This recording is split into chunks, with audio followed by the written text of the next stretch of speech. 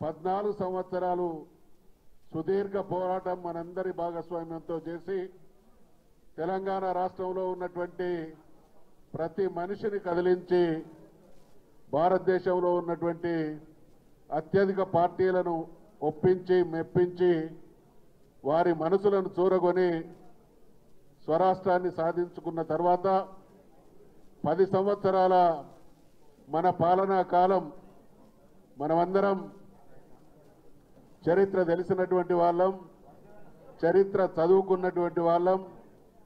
చరిత్రలో గుప్తుల కాలాన్ని స్వర్ణయుగంగా ఏ రకంగానైతే భావించడం ఈనాటికి ఆనవాయితో భారతదేశ చరిత్రలో ఒక రాష్ట్రంలో స్వర్ణయుగం కొనసాగింది అనంటే అది తెలంగాణ రాష్ట్రంలో కేసీఆర్ గారి నాయకత్వాన్ని అనేటువంటి విషయాన్ని ఈ సందర్భంగా మనవి చేస్తా ఉన్నాం.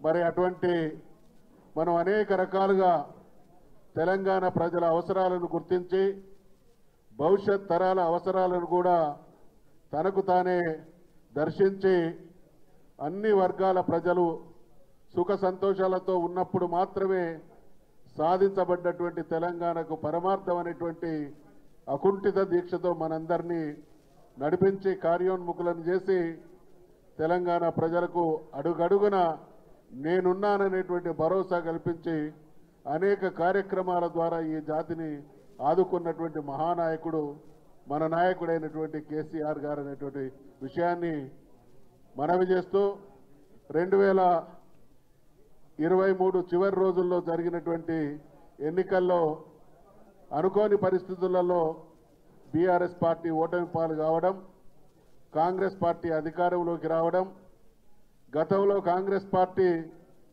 చరిత్ర సమస్తం 1956 నుండి 2014 వరకు ఏ సందర్భంలో ఏ అవకాశం వచ్చినా తెలంగాణ ప్రజల పట్ల విషం కక్కినటువంటి పార్టీ కాంగ్రెస్ పార్టీ. మరి అదే రకమైనటువంటి పరిస్థితి పునరావృతమవుతా ఉన్నది. 2024లో సంవత్సరాన్ని కనుక మనం ఒకసారి సింహావలోకనం చేసుకుంటే ఈ సంవత్సర కాల కాంగ్రెస్ పాలనలో అన్ని రంగాల ప్రజలు మన హయాంలో అభివృద్ధికి నోచుకుంటే ఈరోజు ప్రతి రంగం ప్రతి వర్గం హాహాకారాలు చేసేటువంటి దుస్థితిలో తెలంగాణ రాష్ట్రం కొనసాగుతున్నటువంటి క్రమంలో ఇచ్చిన హామీలు నిలబెట్టాలి. ప్రజల జీవితాల్లో పాలన అంటే వెలుగు నింపడం తప్ప కారు చీకట్లు కాదు అనే కోణంలో బీఆర్ఎస్ పార్టీకి సంబంధించినటువంటి మన యువ నాయకులతో పాటు మనమందరం అడుగడుగునా కాంగ్రెస్ ప్రభుత్వ నిర్వాకాన్ని, రేవంత్ ప్రభుత్వ దుర్మార్గాన్ని ప్రశ్నిస్తూ ఉంటే, చీల్చి చెండాడుతూ ఉంటే ప్రజల్ని మెప్పించలేక, మనం లేవనెత్తేటువంటి అంశాలకు సమాధానం చెప్పలేక ఈరోజు మరి అణచివేత అనేటువంటి దుర్మార్గపు వైఖరిని ఈ ప్రభుత్వం ఎంచుకొని బీఆర్ఎస్ పార్టీకి సంబంధించినటువంటి పెద్దల్ని ఇబ్బంది పెట్టడం ద్వారా, మానసికంగా ఆత్మవిశ్వాసాన్ని దెబ్బతీయడం ద్వారా రాజకీయ పబ్బం గడుపుకోవాలి, సమస్యల నుండి ప్రజల దృష్టిని మరల్చాలి అనేటువంటి వైఖరితో ముందుకు సాగుతున్నది. కానీ ఇదే కాంగ్రెస్ పెద్దలు పార్టీలో ఉండేటువంటి నాయకులు గ్రహించాలి, టీఆర్ఎస్ పార్టీ కేసీఆర్ గారి ఒక్కరి నాయకత్వంలో బయలుదేరి యావత్ జాతిని కదిలించేటువంటి క్రమంలో ఎన్ని అవమానాలు, ఎన్ని అన్యాయాలు, ఎన్ని దుర్మార్గాలు ఎదుర్కొని మరి అద్భుతమైనటువంటి శక్తిగా తయారై తెలంగాణ సాధించింది అనేటువంటి విషయాన్ని వాళ్ళు గమనించగలిగితే ఇటువంటి తాటాకు చప్పులకు ఈ పార్టీ కానీ ఈ నాయకులు కానీ బెదిరేది లేదు. కాబట్టి 2025 సంవత్సరాన్ని మనమందరం ఒక సవాలుగా స్వీకరించాలి. ఈ తెలంగాణ రాష్ట్ర సమితి బీఆర్ఎస్ అనేటువంటి కుటుంబం మీద ఈగ వాలిన ప్రతి ఒక్కరం ఒక వీరుల్లాగా ప్రతిఘటనకు సిద్ధమై ఉండాలి. నాయకులను కాపాడుకోవాలి, పార్టీ శ్రేణులను కాపాడుకోవాలి. ప్రభుత్వం ప్రజలకు ఇచ్చినటువంటి హామీలు అమలు కోసం ఇవాళ ఎందరినన్నా రేవంత్ రెడ్డి ప్రభుత్వాన్ని ఈ వేదిక నుండి డిమాండ్ చేస్తూ ఉన్నాం, ఛాలెంజ్ చేస్తూ ఉన్నాం. ఇక్కడుండే మా నాయకులందరినీ నువ్వు జైల్లో పెట్టినా పర్వాలేదు, కానీ నువ్వు ఇచ్చినటువంటి హామీలు నిలబెట్టకపోతే, అమలు చేయకపోతే ప్రజా కోర్టులో నీ సంగతి తేలుస్తామనేటువంటి విషయాన్ని మనవి చేసుకుంటూ ఈరోజు అపురూపమైనటువంటి మరి డైరీ ఆవిష్కరణ కార్యక్రమం జరిగింది. కార్యక్రమానికి వచ్చేసినటువంటి ప్రతి ఒక్కరికి హృదయపూర్వకమైనటువంటి అభినందనలు, ధన్యవాదాలు తెలియజేసుకుంటూ సెలవు తీసుకుంటున్నా. జై తెలంగాణ, జై కేసీఆర్. పెద్దలు మధుసూదనాచారి గారికి ధన్యవాదాలు. ఇప్పుడు మాజీ మంత్రివర్యులు పెద్దలు శ్రీ కొప్పులీశ్వర్ గారిని మాట్లాడవలసిందిగా కోరుతున్నాం. జై తెలంగాణ. కేసీఆర్ గారి నాయకత్వం, కేసీఆర్ గారి నాయకత్వం. ఈరోజు తెలంగాణ భవన్లో మన డైరీ ఆవిష్కరించుకుంటున్నటువంటి సందర్భంగా కార్యక్రమానికి విచ్చేసినటువంటి గౌరవ బీఆర్ఎస్ పార్టీ వర్కింగ్ ప్రెసిడెంట్ గౌరవనీయులు కేటీఆర్ గారు, మాజీ మంత్రివర్యులు హరీష్ రావు గారు, పెద్దలు మధుసూదనాచారి గారు, మాజీ మంత్రివర్యులు వేదిక పైన ఉన్నటువంటి మాజీ మంత్రులు, మాజీ శాసన సభ్యులు, శాసన మండలి సభ్యులు, రాష్ట్ర స్థాయిలో జిల్లా స్థాయిలో పనిచేస్తున్నటువంటి నాయకులందరికీ, పాత్రికేయ మిత్రులందరికీ కూడా నమస్కరిస్తూ, పెద్దలు మధుసూదనాచారి గారు చెప్పినటువంటి విషయాలను మనం ఇప్పుడే మా మహిళా సోదరిమణులందరికీ ఈరోజు కొన్ని ప్రత్యేక పరిస్థితులను మనం ఎదుర్కొంటున్నటువంటి విషయం మనందరికీ కూడా తెలుసు. కాకపోతే గతంలో అనేక ప్రభుత్వాలను, అనేక ముఖ్యమంత్రులను చూసినాం, కానీ ఇంత దుర్మార్గంగా ప్రజలను వంచి మోసం చేసి అలిమిగాని వాగ్దానాలు చేసి ఓట్లేయించుకొని అధికారంలోకి వచ్చి, సరే పార్టీలుగా ఉన్నటువంటి ప్రతిపక్ష పార్టీలను, నాయకులను ఇబ్బంది పెట్టడం అనేటువంటిది ఒక వంతు. ఇది అక్కడ ఇక్కడ కొన్ని రాష్ట్రాల్లో జరుగుతుంటుంది, మనం కూడా చూస్తుంటాం. కానీ ప్రజలను కూడా వంచి, ప్రజలు ఎక్కడైనా ఎదురు చెప్తే వాళ్ళను కూడా కేసులలో పెట్టి, జైళ్లలో పెట్టి అంచివేసేటువంటి ధోరణి మాత్రం మనం ఒక కొత్త వరవడి రాజకీయాలలో చూస్తున్నాం. ఇది చాలా దుర్మార్గం. ఇది ఎంతో కాలము నడవదు. చరిత్రలో ఎంతో మంది నాయకులు ఈ నిరంకుశత్వాన్ని చేసినటువంటి వాళ్ళు, ఈ బలవంతంగా ప్రజలను అంచివేసినటువంటి వాళ్ళు, ప్రశ్నించే గొంతులను నులిమేసినటువంటి వాళ్ళను చరిత్ర అనేక రకాలుగా సమాధానం చెప్పింది. ప్రజలు చూస్తూ ఊరుకోరు. సమయం సందర్భం వచ్చినప్పుడు సరైనటువంటి గుణపాఠం చెప్పేటువంటి బాధ్యత కూడా మనం మోటివేషన్ చేసినా చేయకున్నా అన్నీ కూడా గమనిస్తూనే ఉంటారు. ప్రతి విషయాన్ని కూడా ఆ సమయం నిజంగా కూడా కొంత సమయం గడిచిన తర్వాత వస్తుంది కావచ్చు అనుకున్నాం. కానీ అతి తక్కువ సమయంలో, 1 సంవత్సర కాలంలో ఇంత ఘోరంగా విఫలమై ప్రజలతో ఇన్ని చీత్కారాలు కొట్టించుకున్నటువంటి ఒక ముఖ్యమంత్రిని, ఇన్ని బూతులు తిట్టినటువంటి ముఖ్యమంత్రిని అయితే నేను దేశంలో ఏ రాష్ట్రంలో కూడా ఏ ముఖ్యమంత్రిని స్వాతంత్రం వచ్చినప్పటి నుంచి ఇప్పటి వరకు అయితే మనం చూడలేదు. మరి తిట్టడము, అంతకంటే డబుల్ ట్రిబుల్ తిట్టించుకోవడం, ఇది ఈనాడు ఉన్నటువంటి పరిస్థితి మనం చూస్తున్నాం. ముఖ్యమంత్రి అంటే ఒక గౌరవప్రదమైనటువంటి స్థానం. ప్రజలకు జవాబుదారీగా ఉండి ఈ రాష్ట్రంలో ఇచ్చినటువంటి వాగ్దానాన్ని అమలు చేయడంతో పాటు ఈ రాష్ట్రం యొక్క అభివృద్ధి కోసం పాటుపడేటువంటి బాధ్యతలో ఉన్న ముఖ్యమంత్రి ఎంత దారుణంగా మరి వ్యవహరిస్తున్నాడో మనం ఈ సందర్భంగా అందరూ కూడా గమనిస్తున్నారు. అది పోను, ఈరోజు వాళ్ళ ఏం లక్ష్యం అంతా ఒక్కటే, బీఆర్ఎస్ పార్టీని ఎట్లా ఇరుకున పెట్టాలి, కేసీఆర్ గారిని ఎట్లా ఇప్పటికే చేయాల్సినంత బదనాం చేసేందుకు ఇలా ప్రజలు రియలైజ్ అయిపోయి, అయ్యో ఇవన్నీ తప్పులా, మేము నమ్మినవన్నీ తప్పులా, వాళ్ళు చెప్పినటువంటి ఘోరమైనటువంటి అబద్ధాలని ఈరోజు అంటే ఆలోచిస్తున్నటువంటి తరుణంలో పార్టీ నాయకులను ఏ రకంగా ఇబ్బంది పెట్టాలి, కేసులలో ఇరికించాలి, ఎన్నో రకాల నెపం పెట్టాలనేటువంటి ఒక ప్రయత్నం ఏదైతే ఉందో, ఇవాళ ఇప్పటికే ఈ ప్రభుత్వం వచ్చి సంవత్సర కాలంలోనే అనేక రకాల ఆరోపణలు, ఏ ఒక్క ఆరోపణకైనా నిజంగా సాక్ష్యాలు ఉన్నాయా, తప్పులు జరిగినాయా అంటే ఎక్కడ కూడా లేవు. ఇలా కేటీఆర్ గారి మీద ఇప్పటికి ఇది 3వ 4వ ఆరోపణ. ఇక ఆగా రేపు అరెస్ట్ చేస్తాం, ఎల్లుండి జైల్లో పెడతాం, మంత్రులు మాట్లాడే, ముఖ్యమంత్రి మాట్లాడే, ఇటువంటి ఒక దారుణమైన పరిస్థితి నడుస్తున్నది. ఇవాళ మళ్ళీ ఈ కారు ఈ రేస్ ఏదైతే ఉన్నదో దీంట్లో మరి తప్పు జరగలేదని అనేకసార్లు చెప్పినప్పటికీ, శాసనసభలో మీరు చర్చకు రండి, ఏదైనా తప్పు జరిగితే ఖచ్చితంగా సభాముఖంగానే చర్చిస్తామని చెప్పినప్పటికీ కూడా మరి దానికేమో తావివ్వకుండా బయటకు వచ్చి మరి పోలీసుల వాళ్ళ చేతిలో ఉంది కాబట్టి, అధికారం చేతిలో ఉంది కాబట్టి, మేము ఏమంటే చేయగలుగుతాం కాబట్టి బలవంతంగా ఇవాళ కేసులలో పెట్టి అరెస్ట్ చేసేటువంటి ప్రయత్నం చేస్తున్నారు. ఇంకొక విషయం ఏంటంటే జనరల్గా ఒక పార్టీలు అంటే కేంద్రంలో ఉన్నటువంటి బీజేపీ ప్రభుత్వం కావచ్చు, రాష్ట్రంలో ఉన్నటువంటి కాంగ్రెస్ ప్రభుత్వం కావచ్చు, కలిసి పనిచేస్తున్నట్టుగా మనకు కొట్టొచ్చినట్టుగా కనబడుతుంది. నిన్న జరిగిన సంఘటనే మనకు ప్రత్యక్ష సాక్ష్యం.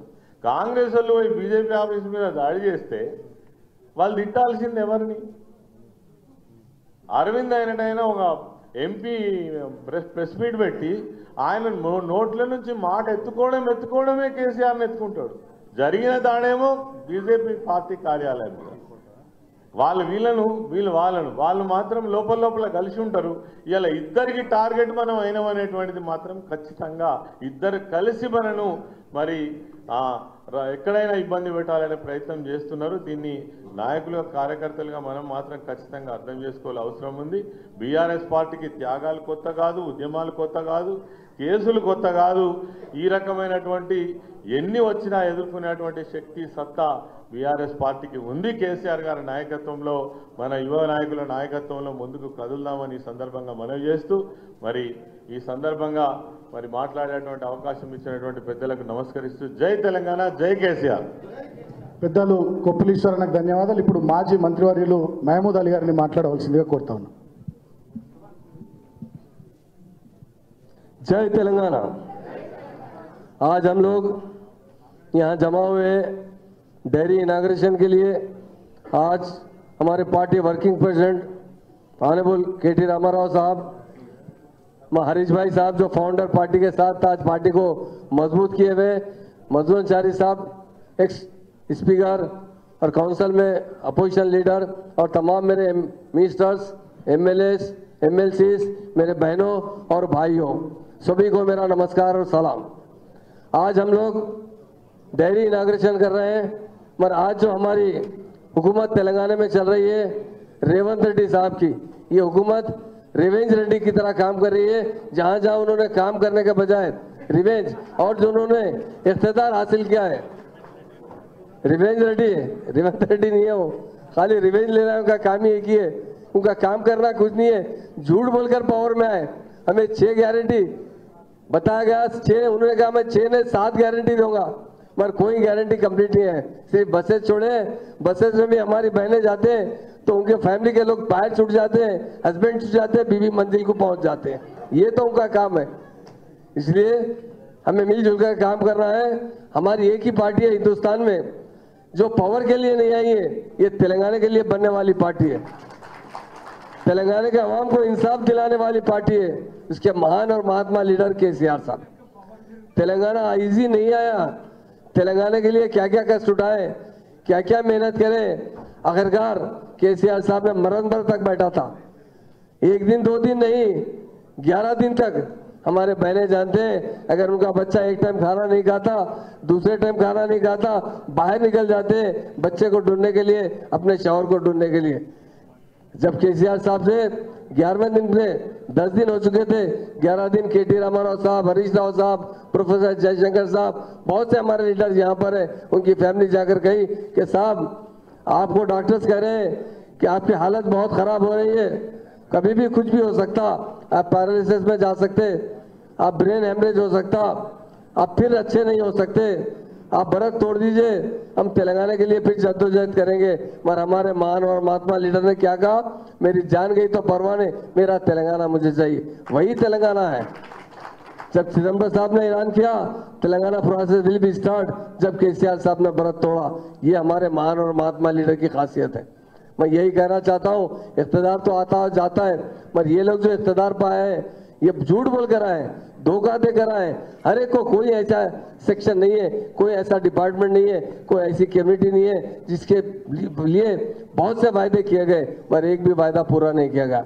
आज हम मिलकर जरूर कोशिश करेंगे और फिर से हमारा इक़्तिदार जरूर जल्द से जल्द आएगा। आने वाला इलेक्शन हमारा होगा और लोग कह रहे हैं 1 साल के अंदर कांग्रेस पार्टी का खात्मा हो चुका है। रेवंत रेड्डी के खिलाफ हर गली में जहां पर भी हम जाके लोगों से मिलते हैं वो कहते हैं साहब हमने बचपन से बहुत से हुकूमतें देखे मगर ऐसा रेवंत रेड्डी की हुकूमत हम नहीं देखे जो लोगों के लिए सिर्फ रिवेंज और दुश्मनी लेते हैं। गरीबों के साथ जुल्म करने वाले कोई लीडर है तो रेवंत रेड्डी साहब है। इसलिए मैं तमाम मेरे भाइयों बहनों से यही गुजारिश करता हूं, हम मिलजुल कर जद्दोजहद करेंगे, फिर से बीआरएस पार्टी को पावर में लाएंगे और हमारे जो महान और महात्मा लीडर केसीआर साहब है उसके वैसा लीडर हिंदुस्तान में नहीं है। केसीआर साहब ने हमेशा आवाम के लिए पार्टी बनाई थी। बहुत से लोग पार्टी बनाए, एनटी रामाराव पार्टी बनाए, 9 महीने में पावर में आए, पर केसीआर साहब ने 14 साल तक जद्दोजहद करते रहे तेलंगाना के लिए और तेलंगाना हासिल करने के बाद ही वो इक़्तिदार पाए। तो इसलिए मेरे भाइयों और बहनों हम सब मिलजुल कर काम करेंगे। हमारे नौजवान लीडर एक नहीं 2-2 3-3 लीडर है हमारे पास, सब रात दिन मेहनत कर रहे हैं, काम कर रहे हैं और इंशाल्लाह आने वाला वक्त बीआरएस के साथ रहेगा और हम मिलकर जुलकर इतने मेहनत से काम करेंगे, आवाम के बीच में रहेंगे, आवाम के इशू पर आवाज़ उठाएंगे। इसलिए मैं तमाम मीडिया भाइयों का और तमाम भाइयों का आज जो इस प्रोग्राम में है सबका शुक्रिया अदा करता हूँ और हमारे वर्किंग प्रेसिडेंट साहब केटी रामाराव साहब का इस डेयरी की इनाग्रेशन पर मैं मुबारकबाद देता हूं और एक ही बात कहता हूं, हमारी पार्टी यहाँ नहीं सारे हिंदुस्तान में मकबूल है। बीआरएस पार्टी तमाम की खिदमत के लिए 9.5 साल में केसीआर साहब ने इस तेलंगाना को गोल्डन तेलंगाना बनाया। केटी रामाराव साहब ने म्यूनिसिपल मिनिस्टर होते हुए शहर की जो तरक्की दी है, लोग कहते हैं दुबई से भी आगे बढ़ने वाला है, वो एक तेलंगाना स्टेट है। इसलिए सभी को यकीनन हमारी तरक्की की मुबारकबाद देता हूं और ज़रूर आने वाला वक्त हमारा रहेगा, हम मिलजुल कर काम करते रहेंगे और पार्टी को मजबूत करते रहेंगे। मुझे जो वक्त दिया गया है उसका शुक्रिया अदा करता हूं। जय तेलंगाना, जय जय तेलंगाना। పెద్దలు మహమూద్ అలీ గారి గట్టిగా చప్పట్లతోని కృతజ్ఞతలు తెలుపుదాం. ఇప్పుడు మాజీ మంత్రివర్యులు సోదరులు ప్రశాంత్ రెడ్డి గారిని మాట్లాడవలసిందిగా కోరుతాను.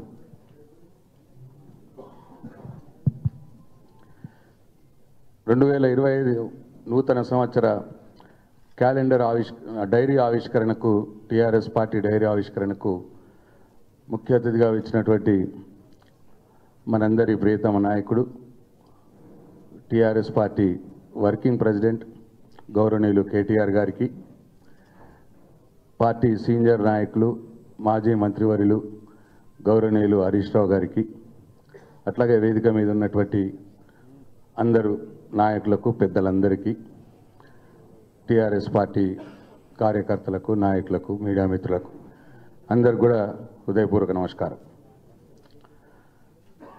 మనందరికి తెలుసు టీఆర్ఎస్ పార్టీ బీఆర్ఎస్ పార్టీ పుట్టింది తెలంగాణ కోసం. ఆ రోజు కేసీఆర్ గారి నాయకత్వంలో తెలంగాణ రాష్ట్ర సాధన కోసం టీఆర్ఎస్ పార్టీని కేసీఆర్ గారు ప్రారంభించారు. 15 సంవత్సరాలు సుదీర్ఘంగా తెలంగాణ ప్రజల ఆకాంక్ష నెరవేర్చడానికి ఎన్ని ఆటుపోట్లు ఎదురైనా తనకున్న పదవులన్నింటినీ త్యాగం చేసి ఆ రోజు ఉన్నటువంటి అధికార పార్టీలో ఉన్నటువంటి డిప్యూటీ స్పీకర్ పదవిని, ఎమ్మెల్యే పదవిని, పార్టీ రాష్ట్ర కార్యదర్శి పదవిని త్యాగం చేసి తెలంగాణ ప్రజల కోసం, తెలంగాణ రాష్ట్ర సాధన కోసం కేసీఆర్ గారు నడుం బిగించి పెట్టినటువంటి పార్టీ మన పార్టీ. 15 సంవత్సరాల సుదీర్ఘ పోరాటం తర్వాత తెలంగాణ కోసం కొట్లాడిన కేసీఆర్ గారే తెలంగాణను పాలిస్తే బాగుంటుందని తెలంగాణ ప్రజలు టీఆర్ఎస్ పార్టీకి పట్టం కడితే 10 సంవత్సరాలలో కేసీఆర్ గారి తెలంగాణ రాష్ట్రాన్ని దేశంలో నంబర్ 1 రాష్ట్రంగా తీర్చిదిద్దినారు. అనేక రంగాల్లో ఇవాళ తెలంగాణ రాష్ట్రం ఈ దేశానికి ఒక దిక్సూచిలా కేసీఆర్ గారు తెలంగాణ రాష్ట్రాన్ని మార్చినారు. అయితే దురదృష్టవశాత్తు ఆ రోజు కాంగ్రెస్ పార్టీ రేవంత్ రెడ్డి అనేక అలివిగాని హామీలు అబద్ధాలు చెప్పి ప్రజల్ని మోసం చేసి కొద్ది తేడాతో అధికారంలోకి వచ్చినాడు. పోయిన సంవత్సరం 2024 సంవత్సరంలో రేవంత్ రెడ్డి చేసిందేమీ లేదు. ఒకటి, తనను ప్రశ్నించటోళ్ళని అందరినీ కూడా జైల్లో పెట్టే కార్యక్రమం. సంవత్సర కాలంగా ఆయన ఇచ్చిన ఒక్క హామీ కూడా అమలు చేయలే. నీ హామీలు అమలు చేస్తలేవు, ప్రజల పక్షాన పోరాడుతున్నటువంటి మన నాయకులు కేటీఆర్ గారు కావచ్చు, హరీష్ రావు గారు కావచ్చు, వీళ్ళిద్దరిని అటనే టీఆర్ఎస్ పార్టీ సీనియర్ నాయకులు కావచ్చు, ఆయనను ప్రశ్నిస్తున్న వాళ్ళని ఇబ్బంది పెట్టి జైల్లో పెట్టి వేధించాలి అనే ఒకే ఒక కార్యక్రమం ఈ సంవత్సర కాలం నుంచి ఆయన చేస్తూ ఉన్నాడు. ఈ రెండు, తనిచ్చిన హామీలన్నీ కూడా అమలు కావట్లేదు, దీని నుంచి ప్రజల దృష్టిని మరచాలి, డైవర్షన్ పాలిటిక్స్, ఈ రెండు కార్యక్రమాలు తప్పిస్తే ఆయన ఇప్పటిదాకా చేసిందేం లేదు.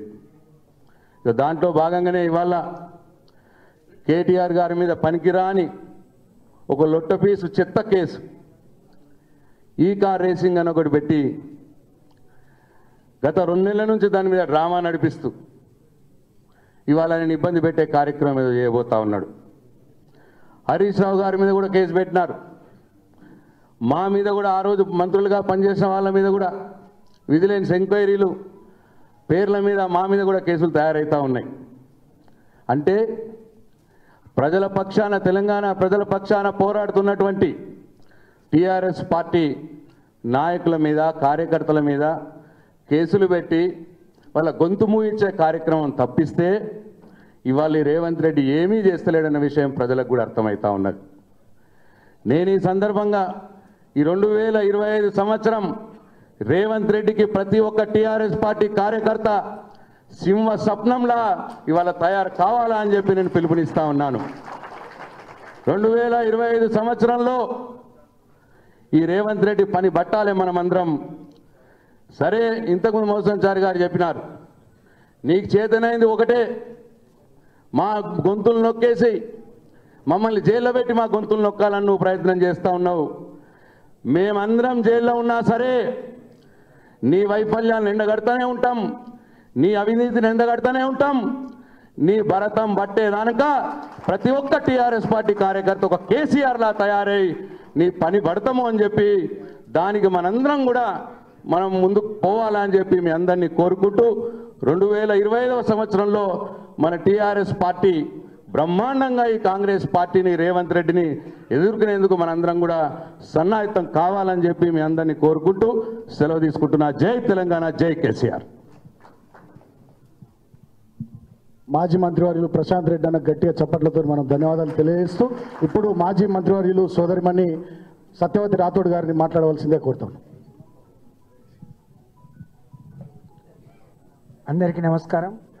ఈరోజు బీఆర్ఎస్ పార్టీ రాష్ట్ర కార్యాలయంలో డైరీ ఆవిష్కరణకు ముఖ్య అతిథులుగా విచ్చేసిన గౌరవ పెద్దలు బీఆర్ఎస్ పార్టీ కార్యనిర్వాహక అధ్యక్షులు మనందరి అభిమాన నాయకులు అన్న కల్వకుంట్ల తారక రామారావు గారికి, ఇంకో అతిథి మన అందరి అభిమాన నాయకులు కేసీఆర్ గారి కుడి భుజం అన్న హరీష్ అన్న గారికి, గౌరవ పెద్దలు అన్న మధుసూదనాచారి గారికి, వేదిక మీద ఉన్న పెద్దలకు, ఈ కార్యక్రమానికి విచ్చేసిన బీఆర్ఎస్ పార్టీ కుటుంబ సభ్యులకు, మీడియా మిత్రులందరికీ పేరు పేరున నమస్కారం.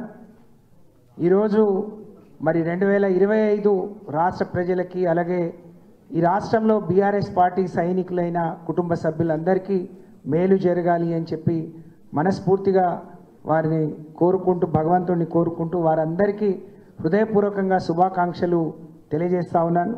అలాగే వేదిక మీద ఉన్న మా ఇద్దరికీ అన్న నాదొక విజ్ఞాపన, మనం డైరీ ముద్రించినట్టే ఒక క్యాలెండర్ని కూడా ముద్రించి కాంగ్రెస్ పార్టీ అధికారంలోకి రావడానికి ఎన్ని హామీలు అయితే ఇచ్చిందో ఆ అన్ని హామీలతో కూడిన ఒక క్యాలెండర్ని ప్రతి కుటుంబానికి ఇవ్వాలని, తద్వారా వాళ్ళు ఏం నెరవేర్చగలిగిరు, ఏం నెరవేర్చలేకపోయారు, నెరవేర్చనందుకు నిలదీస్తుంటే ఎలాంటి కార్యక్రమాలు చేపడుతున్నారో మన కార్యకర్తలకు కూడా సులువుగా అర్థమయ్యే విధంగా, ప్రజలకు కూడా సులువుగా అర్థమయ్యే విధంగా ఇది దోహదపడుతుంది. కాబట్టి దయచేసి ఒక క్యాలెండర్ని కూడా తయారు చేసి వాళ్ళ హామీలను కూడా మరొకసారి ప్రజల్ని ప్రతి ఇంట్లో గుర్తించుకునే విధంగా చేయాల్సిందిగా నేను మీకు విజ్ఞప్తి చేస్తూ ఉన్నాను.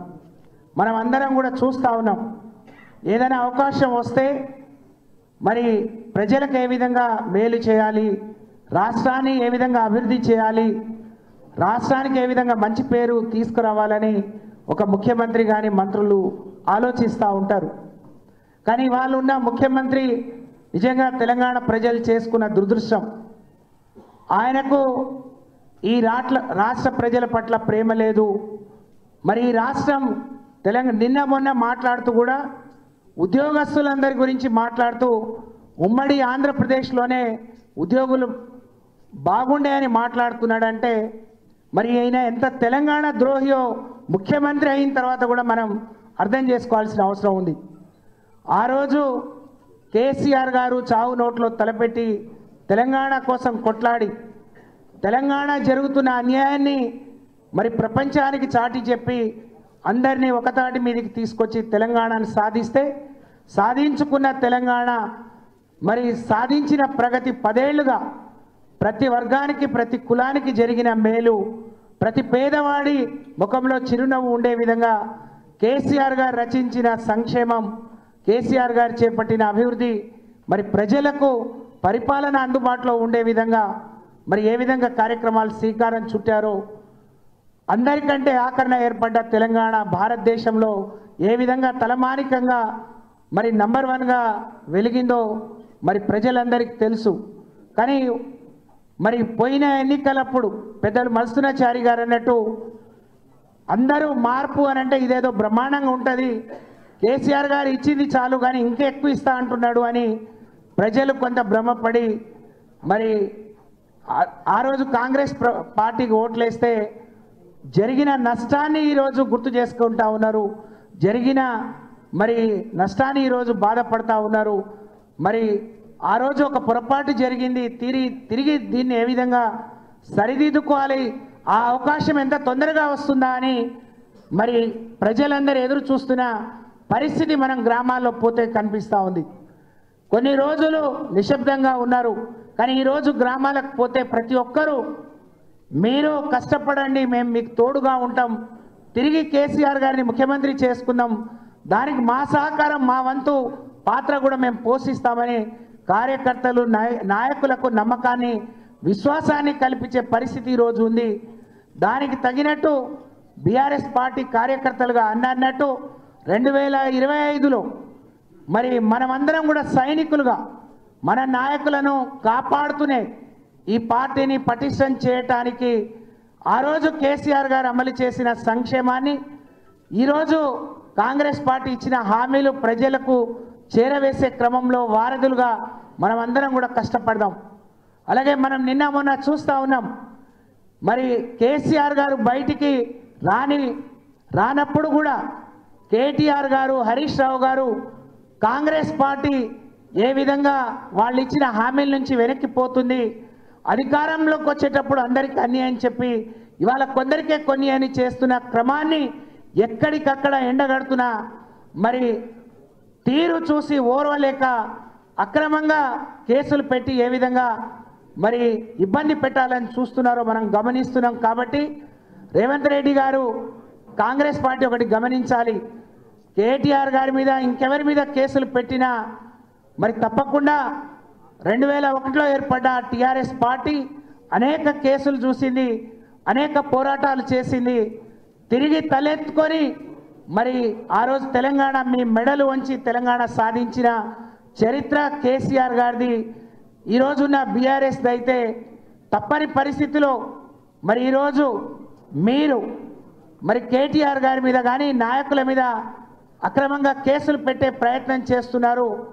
పునరాలోచించుకోండి. ఇప్పటికే చాలామంది నిజమైన కాంగ్రెస్ పార్టీ నాయకులు ఇది సరైనది కాదు, ఇది మీ పద్ధతి మార్చుకోమని ముఖ్యమంత్రి గారికి కూడా సూచిస్తున్న విషయాన్ని మనం ఇవాళ గమనించాల్సిన అవసరం ఉంది. కానీ మీరు ఒకళ్ళిద్దరి మీద కేసులు పెట్టినా బీఆర్ఎస్ పార్టీలు మరింత దృఢంగా సైనికులుగా రేపు బయటకు వస్తారు. కానీ దీనికి కాంగ్రెస్ పార్టీ భారీ మూల్యాన్ని చెల్లించుకోవాల్సిన అవసరం ఉందనే విషయాన్ని గమనంలో పెట్టుకునే ముందుకు పోవాలి కాంగ్రెస్ పార్టీ వాళ్ళని చెప్పి నేను ఈ సందర్భంగా తెలియజేస్తూ, మన మీద ఈరోజు ఒక ప్రధానమైన బాధ్యత ఉంది. ప్రధాన ప్రతిపక్షంగా ప్రజలకు వాళ్ళు ఇచ్చిన హామీలన్నీ అమలయ్యే విధంగా, అలాగే ఈ పార్టీని పటిష్టం చేసే విధంగా మనం అందరం కూడా సైనికులుగా మరింత దృఢంగా తయారై ఈ పార్టీని నాయకుడిని కాపాడుకోవాల్సిన అవసరం ఉంది అని చెప్పి అందరికి కూడా ఈ వేదిక నుంచి తెలియజేసుకుంటూ నాకు అవకాశం ఇచ్చిన పెద్దలకు ధన్యవాదాలు తెలియజేస్తూ సెలవు. జై తెలంగాణ, జై కేసీఆర్. పెద్దలు సత్యవతి రాథోడ్ గారికి గట్టిగా చప్పట్లతో అందరూ కృతజ్ఞతలు తెలియజేస్తూ సోదరిమణి పెద్దలు మాజీ మంత్రివర్యులు సవితా ఇంద్రారెడ్డి గారిని మాట్లాడవలసిందిగా కోరుతా ఉన్నాను. అందరికీ నమస్కారం. గౌరవనీయులు మన వర్కింగ్ ప్రెసిడెంట్ గారు కేటీఆర్ గారు, అదేవిధంగా పెద్దలు హరీష్ రావు గారు, వేదిక మీద ఉన్న ప్రతిపక్ష నాయకులు కౌన్సిల్లో మసంచారి గారితో పాటు వేదిక మీద ఉన్న పెద్దలందరికీ, వేదిక ముందున్న సోదరులకి సోదరిమణులకి పత్రికా సోదరులకు అందరికీ నమస్కారాలు. ఈరోజు డైరీ ఆవిష్కరణ సందర్భంగా అందరికీ కూడా కొత్త సంవత్సరం శుభాకాంక్షలు. గత సంవత్సరాన్ని జరిగినవన్నీ నెమరు వేసుకుంటూ భవిష్యత్తులో పార్టీకి ఇంకా మంచి బాటలు వేసుకుంటూ ముందుకు పోదామని ఇక్కడ వచ్చిన ప్రతి ఒక్కరికి మనస్ఫూర్తిగా విజ్ఞప్తి చేస్తూ ఉన్నాను. కేసీఆర్ గారి నాయకత్వంలో తెలంగాణ ఉద్యమం స్టార్ట్ అయినప్పటి నుండి కేసీఆర్ గారితో 2000లో నడవలేకపోయినా ప్రతిపక్షాలు ఆ రోజు రూలింగ్ పార్టీలో ఉండి కూడా ఉద్యమాన్ని దగ్గరగా చూసిన దాన్ని నేను. ఎందుకంటే ఒక్కొక్క అడుగులో ఒక్కొక్కరు ఏ విధంగా ఇబ్బంది పడ్డారు, ఇక్కడున్న చాలామంది చైర్మన్లు పిల్లలందరూ కూడా అప్పుడు యంగ్స్టర్స్ ఏ విధంగా ఉద్యమాలు చేసేవాళ్ళు, ప్రాణాలకు తెగించి కూడా ఏ విధంగా పరిగెత్తే వాళ్ళు అనేది ఆ రోజు నేను చూశాను. ఇక్కడ ఫోటో చూస్తూ ఉంటే కేసీఆర్ గారిది నీమ్స్లో ఇంకా చాలా ఇబ్బందిగా ఉంది. మనం తెలంగాణ ఇవ్వకపోతే అసలు కేసీఆర్ గారికి చాలా డేంజర్గా ఉంది అన్నప్పుడు ఆ రోజు ప్రభుత్వం తరఫున నేను వెళ్ళాను నీమ్స్కి. కుటుంబ సభ్యులందరూ కూడా అక్కడ ఉన్నారు. వెళ్ళి అన్న మీరు విరమించుకోండి అని అడిగినప్పుడు ఒకటే మాట అన్నారు. ఆ కళ్ళల్లో నీళ్లు సుడులు తిరుగుతూ ఉంటే నాకు పదవులు ముఖ్యం కాదమ్మా, పార్టీ ముఖ్యం కాదమ్మా, తెలంగాణ వస్తే చాలుగా ఒక్కటి ఇన్ఫామ్ చేయండి అమ్మా పైకి అన్నారు. అదే మాట ఆ రోజు నా ముఖ్యమంత్రి గారికి వెళ్ళి చెప్పాను నేను, ఇలా ఉంది, ఇలా చెప్పారు, మనం స్పందించకపోతే ఇబ్బంది ఏర్పడుతుందని చెప్పాను. నిజంగా అవన్నీ నెమరు వేసుకుంటున్న సందర్భంలో ఎన్నో ఒడిదుడుకులు ఎదుర్కొని రాష్ట్రాన్ని సాధించుకోవడమే కాకుండా రాష్ట్రాన్ని 10 సంవత్సరాలలో సొంత ఇంటిని ఏ విధంగా అయితే ఒక్కొక్కటి సర్దుకుంటూ పోతూ ఉంటామో, సొంత ఇంటిలో కుటుంబ సభ్యులను ఏ విధంగా ఒక్కరొక్కరిని ఉమ్మడి కుటుంబం ఉంటే బాగు చేసుకుంటూ పోతామో ఆ విధంగా 10 సంవత్సరాలు కేసీఆర్ గారు తపన ఆరాటం ఈరోజు తెలంగాణ రాష్ట్రాన్ని దేశంలో మొదటి స్థానంలో నిలబెట్టిందని మాత్రం అందరం కూడా అంగీకరించాల్సిన అంశం. ఒకటి ఆలోచిస్తూ ఉంటే ఇలా స్కీమ్స్ అని చదువుతూ ఉంటే ఒకప్పుడు బతుకమ్మ వదిలిపెట్టాలంటే చెరువులలో నీళ్ళు ఉండకుండా మనకు బకెట్లలోనో లేకపోతే ఇంకెట్లనో వదిలిపెడుతుంటే అసలు వదిలిపెట్టకుండా చెరువు గట్టును వదిలేసి వస్తుంటే, అట్లాంటిది ఒక విజన్తో చెరువులన్నీ కూడా ఎట్లా బాగు చేసుకోవాలని ఒక విజన్తో కానీ ప్రతి నీటి చుక్కను ఒడిసి పట్టుకొని వ్యవసాయానికి ఏ విధంగా అందించాలని ఆలోచన కానీ కేసీఆర్ గారు చేశారు. కాబట్టి ఈరోజు పుష్కలమైన పంటలు పండిస్తూ బాగున్న తెలంగాణని ఒక సంవత్సరం నుండి వెనకకి తిరిగి చూస్తే సంవత్సరం నుండి ఏం జరిగింది, రాష్ట్ర ప్రభుత్వం ఏం చేస్తుందని ఆలోచిస్తే ఏ మూలకు పోయినా ఏ వర్గాన్ని కదిలిచ్చినా ఎవరిని కదిలిచ్చినా కూడా కళ్ళ నుండి నీళ్లు మనసులో నుండి బాధను వెళ్ళగక్కుతున్నారు తప్పిస్తే ఈ ప్రభుత్వం బాగుంది భరోసాగా ఉన్నామని ఆలోచన మాత్రం ఒక్కరు కూడా చేయట్లేదనేది వాస్తవం. అదే విషయాన్ని గత సంవత్సరాలంతా కూడా ఇక్కడ చూస్తూ ఉంటే మా అక్క చెల్లెలందరూ కూర్చుంటే ఇక్కడ అందరు నాకు మొన్న హైదరాబాద్ కూర్చున్న మా హైదర్షాకోట నుండి వచ్చిన మహిళా సోదరి మండలి ఏడుపు నాకు అనిపిస్తూ ఉంది. నిజంగా రోజు వాళ్ళు ఇక్కడికి వచ్చి ఒకరొకరు ఏ విధంగా బాధపడ్డారనేది చూస్తున్నాం. అట్లాంటి ప్రతి దాంట్లో మేమున్నామని భరోసా కేసీఆర్ గారి నాయకత్వంలో కేటీఆర్ గారు కానీ హరీష్ రావు గారు కానీ మిగతా అందరూ కూడా కల్పించే ప్రయత్నం చేసిన విషయాన్ని ఒకసారి గుర్తు చేసుకుంటూ అది నిజంగానే తట్టుకోలేక ఈరోజు ఈ ప్రభుత్వం ఏదో ఒక రకంగా మాట్లాడుతున్న గొంతులని ముందుండి నడిపిస్తున్న నాయకులను ఇబ్బంది పెట్టాలనే ప్రయత్నం చేస్తున్న విషయాన్ని మనం గమనిస్తూ ఉన్నాం. పెద్దలు ఈశ్వర్ గారు చెప్పినట్టు ఖచ్చితంగా ఎట్లాంటి ఒడిదుడుకులు వచ్చినా కూడా ఒకరొకరు ఒక కేసీఆర్ లాగా తయారై ఖచ్చితంగా ఈ ప్రభుత్వానికి బుద్ధి చెప్తూ ప్రజలకు భరోసా ఇస్తూ ప్రజలకు అండగా ఉంటూ పార్టీకి ముందుండి నడిపించాల్సిన బాధ్యత ప్రతి ఒక్కరి మీద ఉంది. ప్రతి ఒక్కరి కింది స్థాయి మెంబర్షిప్ తీసుకున్న ఒక అభిమానితో పాటు కార్యకర్తలందరి మీద కూడా ఉందని కూడా మరొకసారి మనవి చేస్తూ, మనందరికీ తెలుసు కేటీఆర్ గారిని ఏ విధంగా ఇబ్బంది పెట్టాలనుకుంటున్నారో ఒకసారి మనం అందరం గమనిస్తే, ఒక్కసారి కాంగ్రెస్ పార్టీ ప్రభుత్వం గ్రాఫ్ పడిపోతుంది అన్నప్పుడు మెల్లిగా ఫోన్ ట్యాపింగ్ అంటారు, అక్కడ ఏముంటుంది, ఒక రోజంతా చర్చ నడిపిస్తూ ఉంటారు. ఎక్కడైనా ఇబ్బంది అవుతుంది ప్రభుత్వానికి అన్నప్పుడు కాళేశ్వరం తీసుకొస్తూ ఉంటారు. ఏదో ఒక రకంగా డైవర్ట్ చేయాలి. డైవర్షన్ పాలిటిక్స్ అనేది మనం కాదు, కింద గ్రామీణ ప్రాంతాలలో పెద్దమ్మలు మాట్లాడుతున్నారు. ఒకటి మాట్లాడుతుంటే ఇంకోటి తీసుకొచ్చి పెడతాడు ఈయన అని చెప్పి ఏదైనా చదువుకోలేని పెద్దమ్మలు కూడా తిడుతున్న విషయాన్ని మనం గమనిస్తూ ఉన్నాం. ఏదో ఒక రకంగా డైవర్ట్ చేయాలనే ప్రయత్నం. మొన్నైతే రైతు భరోసాకు సంబంధించి ప్రశ్నిస్తారని ఒకే ఒక దాన్ని డైవర్ట్ చేయడానికి కేటీఆర్ గారి కేసు కూడా ముందు తీసుకొచ్చిన విషయాన్ని మనం గమనిస్తూ ఉన్నాం. మనందరికీ తెలుసు ఆ కేసులో ఏమీ లేదని.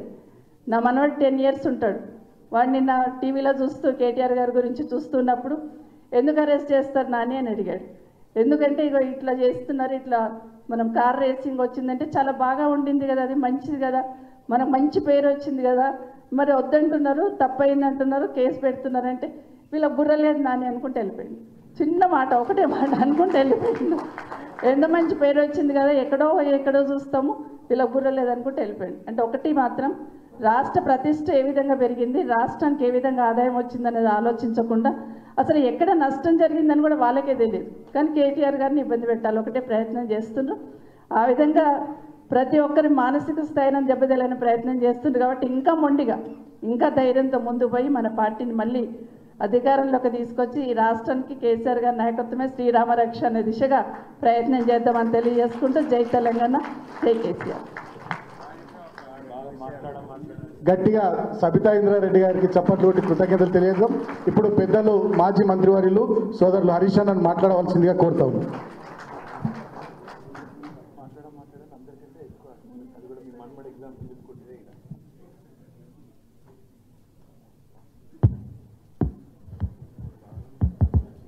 జై తెలంగాణ, జోహార్ తెలంగాణ అమర వీరులకు, కేసీఆర్ గారి నాయకత్వం.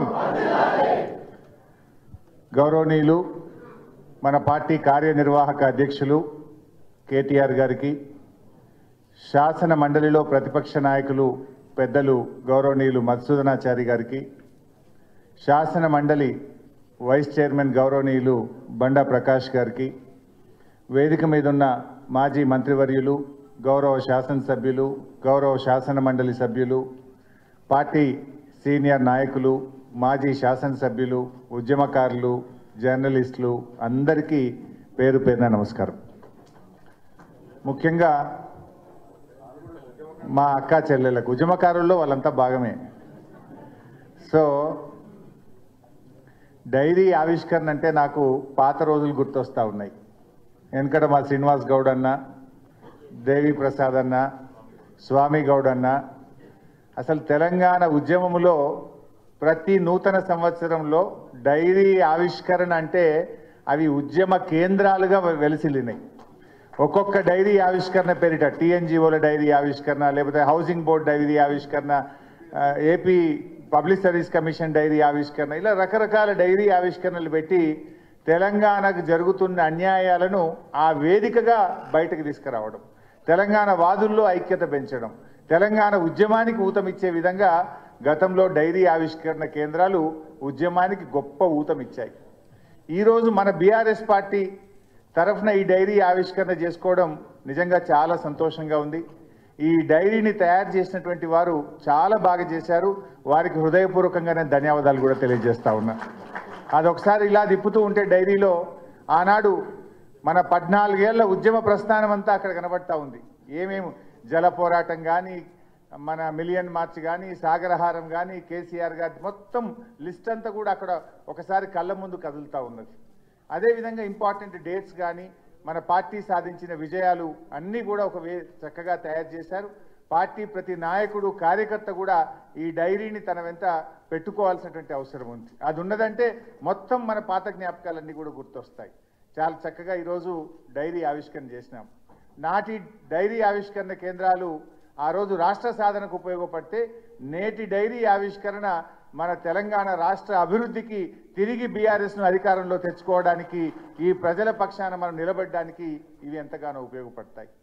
సరే, ఈరోజు అన్ని విషయాలు పెద్దలు మాట్లాడారు. రేవంత్ రెడ్డి గారి ఏడాది పాలన అయిపోయింది. ఏం చెప్పిండ్రు ఆ రోజు ప్రజలకు చాలా హామీలు ఇచ్చారు. కానీ ఏడాదిలో నిజంగా రేవంత్ రెడ్డి గారు చేసింది ఏమైనా ఉన్నది అంటే అయితే కోతలు, లేకపోతే ఎగవేతలు, కాదంటే కేసులు. కేసీఆర్ గారి ప్రభుత్వం గతంలో అనేక సంక్షేమ కార్యక్రమాలు తెస్తే ఆ సంక్షేమ కార్యక్రమాలకు కోతలు పెట్టినారు. కాంగ్రెస్ పార్టీ మేనిఫెస్టోలో చెప్పిన వాటిని ఎగవేతలు చేస్తూ ఉన్నారు. ప్రశ్నించే వారి మీద కేసులు పెడతా ఉన్నారు. ఇంతకు మించి రేవంత్ రెడ్డి సాధించింది అయితే ఏమి లేదు. ఎగవేతలంటే గుర్తొస్తూ ఉంది.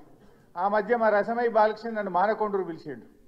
నేను ఆడికి పోయి, రేవంత్ రెడ్డి నువ్వు రుణమాఫీ ఎగ్గొట్టినవు, నువ్వు తులం బంగారం ఎగ్గొట్టినవు, రైతు భరోసా ఎగ్గొట్టినవు, మహిళలకు మహాలక్ష్మి ఎగ్గొట్టినవు, వృద్ధులకు 4000 ఆసరా పెన్షన్ ఎగ్గొట్టినవు, ఇవన్నీ ఎగ్గొట్టినవు నాయన.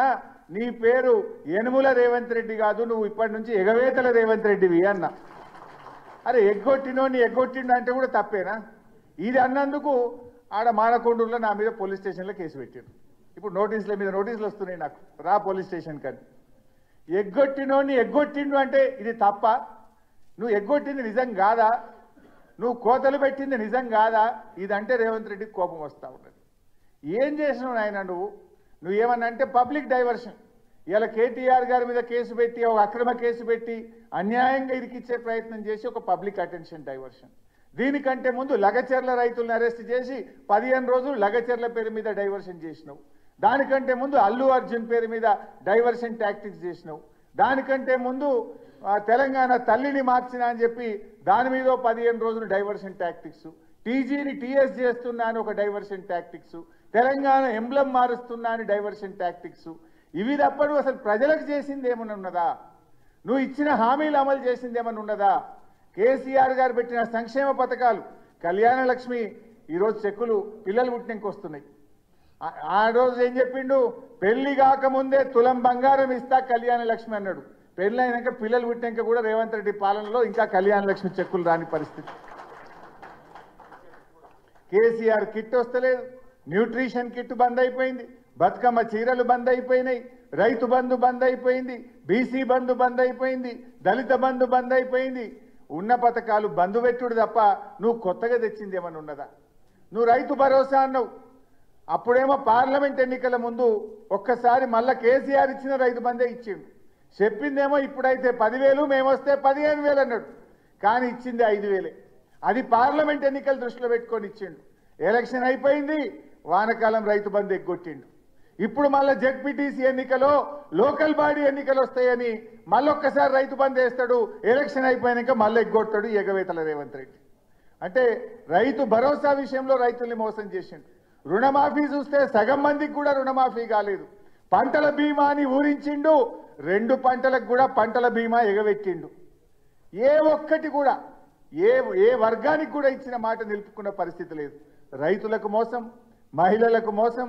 మహిళలంటే గుర్తొస్తుంది, మొన్న జార్ఖండ్ రాష్ట్రంలో హేమంత్ సోరెన్ గారు కొత్తగా ముఖ్యమంత్రి అయింది. ఆయన ఎన్నికల్లో మాట ఇచ్చిండు, నా ప్రభుత్వం అధికారంలోకి వస్తే 2,500 మహిళలకు ఇస్తా అన్నాడు. మొదటి నెలలోనే 2,500 ఇచ్చాయన్న మాట నిలుపుకున్నాడు. మరి రేవంత్ రెడ్డి నువ్వేమో 100 రోజుల్లో ఇస్తా అని బాండ్ పేపర్ మీద సంతకాలు పెట్టి 13 నెలలు నిండినా ఈరోజు మహాలక్ష్మి పథకాన్ని రాష్ట్రంలో అమలు చేయలేదు. మహాలక్ష్మి ఎగబెట్టిండు. అదేవిధంగా పక్కన ఆంధ్రప్రదేశ్లో మొదటి నెలలోనే 2,000 పెన్షన్ను 4,000 చేసి ఆంధ్రప్రదేశ్ ప్రభుత్వం మాట నిలబెట్టుకున్నది. రేవంత్ రెడ్డి గారు ఆ రోజు అవ్వా నీ పింఛన్ ఎంత, ఇగో వచ్చే నెల ఇందిరమ్మ రాజ్యం రాగానే 4,000 ఇస్తా అన్నాడు. ఎన్ని నెలలు కావాలి నాయన నీకు? వచ్చే నెలపై 13 నెలలు నిండినా ఇవాళ పక్కన ఆంధ్రప్రదేశ్లో 4,000 ఇచ్చిండు కానీ ఈ రేవంత్ రెడ్డి ఆసరా పెన్షన్దారులకు 40 లక్షల మంది అవ్వాతాతలకు 4,000 పింఛన్ ఇవ్వకుండా ఇచ్చే 2,000 కూడా 2 నెలలు ఎగ్గొట్టి పాపాన్ని మూటగట్టుకున్నాడు ఈ రేవంత్ రెడ్డి. అంటే ఏం చేసినావు నువ్వు? ఏ వర్గానికి ఇచ్చిన మాట నిలుపుకున్నావని నేను అడుగుతా ఉన్నా.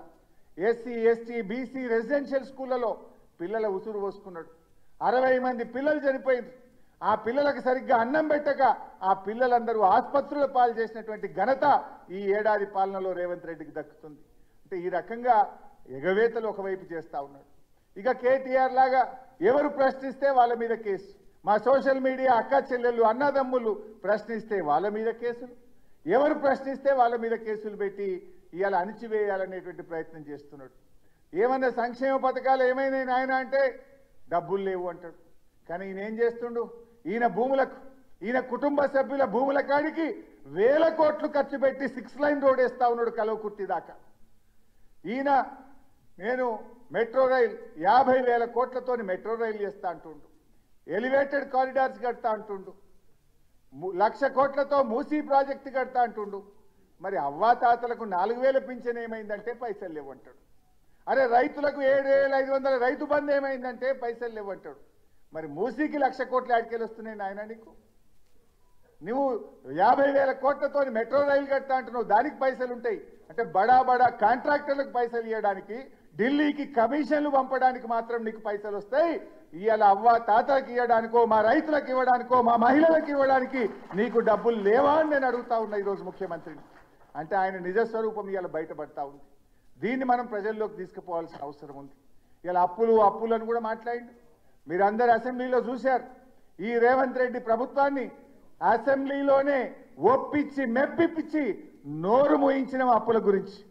7 లక్షల కోట్లని 8 లక్షల కోట్లని అప్పులంటే నిండు అసెంబ్లీ సాక్షిగా 10 ఏళ్ల బీఆర్ఎస్ పాలనలో బీఆర్ఎస్ ప్రభుత్వం కరోనాతో సహా ఉదయ్ స్కీముతో సహా అన్నీ కలిపి చేసిన అప్పు 4,17,000 కోట్లే.